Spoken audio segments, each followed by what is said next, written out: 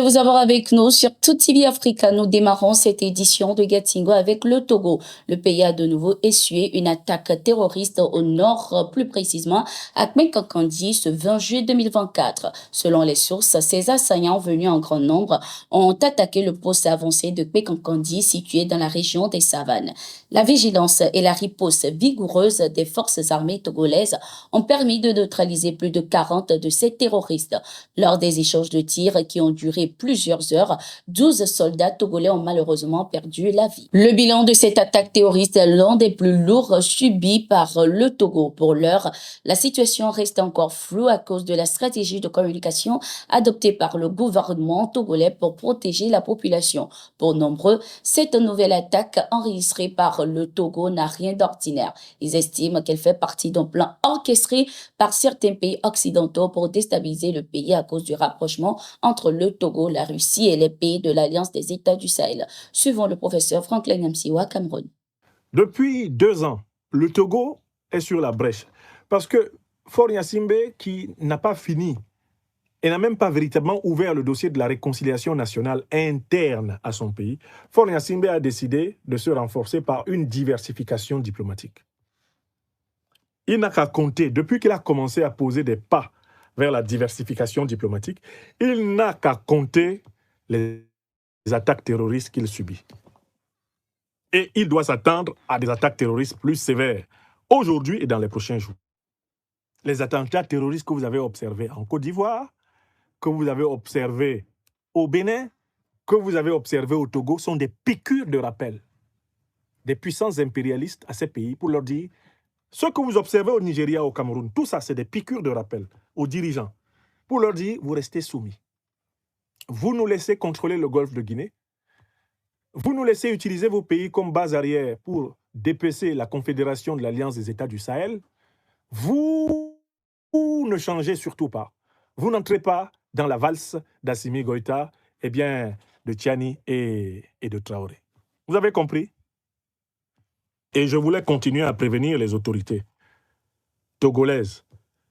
J'ai publié un post il y a quelques jours pour leur dire vous affichez votre volonté de diversifier les relations diplomatiques, stratégiques, etc.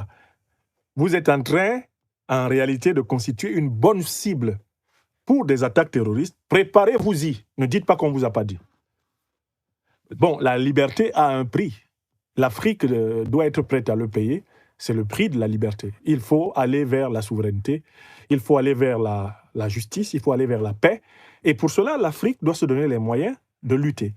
Et l'un des moyens de lutter, c'est la clarté dans le combat. Il ne faut pas mélanger les chèvres avec les choux.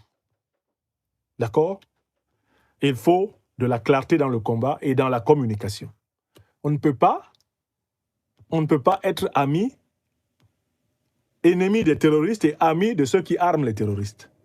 C'est pas possible. Notons que suite à cette attaque au Togo, le président de transition du Niger, le général Abdourahmane Tiani, a adressé un message de condoléances et de soutien à son homologue Faure Gnassingbé et au peuple togolais. Le chef de l'État nigérien a également exprimé sa reconnaissance à l'endroit de son homologue togolais pour le soutien qu'il a apporté au Niger dans les moments difficiles que traverse le pays depuis les événements du 26 juillet 2023.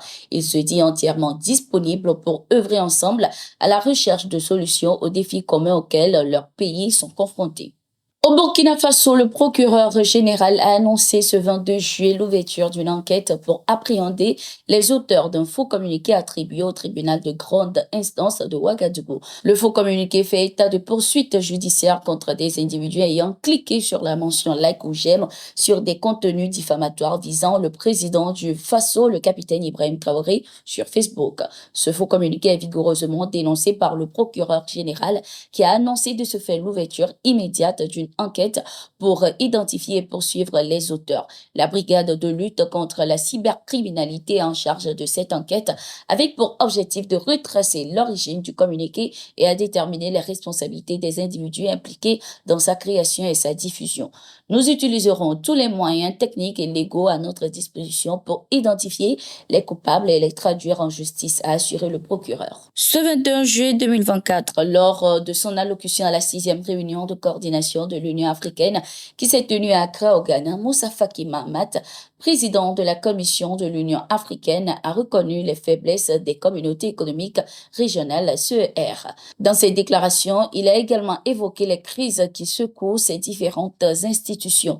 Que serait l'Union africaine sans les communautés économiques régionales? Une locomotive sans wagon. Et à quoi ressembleraient les CER sans l'Union? Une disparité d'entités régionales sans ciment, sans ancrage, sans référence, ni vision globale commune. Je n'ai cessé ces derniers temps de poser clairement à haute voix ce qui n'est désormais qu'un secret de polichinelle. Nos CER ne vont pas bien, leur efficacité, leur crédibilité, leur poids dans l'entreprise générale d'unité se sont hélas beaucoup érodés. L'Union africaine elle-même connaît une désaffection qui éclate au grand jour lors de nos sommets. Qui parmi nous n'a pas été froissé en observant des sommets se poursuivre sans un seul président sauf celui qui préside le dit sommet? Souvent, aucun ministre et à la fin, peu d'ambassadeurs. Ne nous voilons pas les yeux, ce spectacle répétitif est ravageur pour notre crédibilité. Un ressaisissement est impératif à la fois au niveau des CER et au niveau de l'organisation continentale, a-t-il indiqué. Le président en exercice de l'Union africaine, Mohamed Ould Cheikh El Ghazouani, de son côté, a proposé une intensification des efforts pour l'intégration économique dans les meilleures conditions afin de répondre efficacement aux besoins des populations.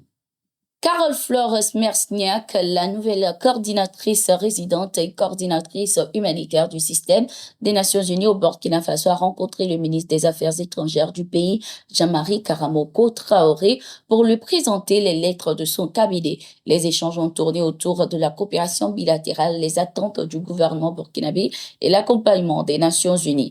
La nouvelle coordinatrice a dit placer son mandat sous le signe de la continuité et de l'engagement du système des Nations Unies à accompagner le gouvernement burkinabé dans ses priorités à travers une coopération stratégique et de dialogue permanent dans le but d'assurer un avenir meilleur et un bien-être aux populations burkinabées. Le président togolais Faure Gnassingbé a félicité son homologue rwandais Paul Kagame pour sa réélection à la tête du pays.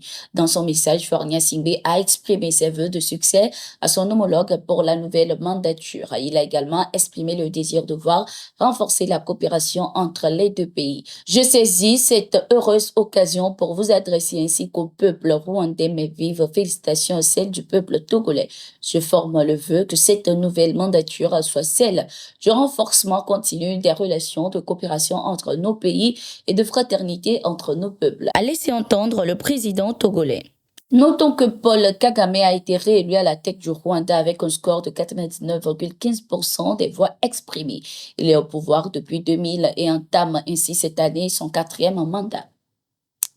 Merci d'être resté avec nous. Nous sommes arrivés à la fin de cette édition de Getingo. Nous sommes en continu sur nos différentes plateformes.